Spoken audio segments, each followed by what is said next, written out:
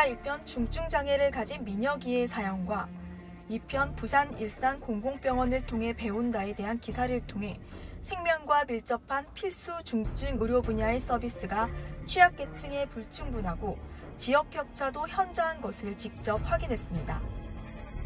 건강지표를 살펴보면 울산은 7대 광역시 중 사망률 1위, 기대수명 꼴찌, 응급의학 전문의수 꼴찌를 차지하는 등 굉장히 열악한데요. 이런 심각한 상황임에도 환자들은 민간병원에만 맡겨지고 있습니다.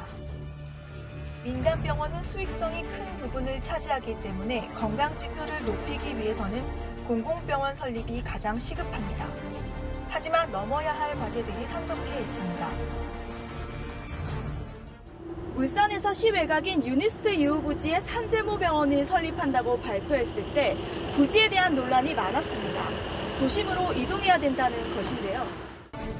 제2의 진주의료원 사태를 면치 못할 것이라는 경고도 들렸습니다. 경상남도는 2013년 수백억을 들여 새 건물로 옮긴 지 겨우 5년 된 진주의료원을 경영 악화를 이유로 폐업했습니다.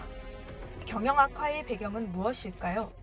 당시 새 건물을 시 외곽으로 이전하면서 접근성이 떨어져 외래 환자 수가 감소한 것이 가장 큰 원인으로 나타났습니다. 그때 2008년도에 이전할 당시에는 허브판이었거든요.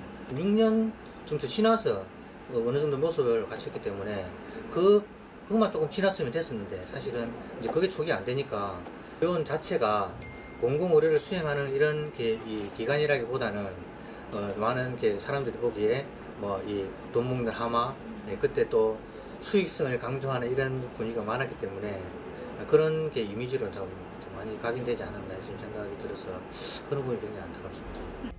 또 다른 요인은 의사의 지속적인 이직으로 환자 수가 줄어든 것을 꼽았습니다. 의료 인력은 과도한 노동 업무와 낮은 급여, 열악한 근무 환경 때문에 늘 부족한데요. 특히 지방으로 갈수록 상황은 더 심각합니다. 울산도 예외는 아닙니다.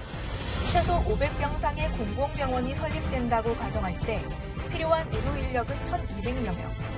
그중 간호 인력은 30에서 40% 수준이 예상됩니다. 그렇지 않아도 인력난에 시달리고 있는 간호사들이 제대로 수급될지 의문입니다. 굳이 이제 공공병원에 대한 메리트가 간호사들한테 크지는 않은 것 같아요.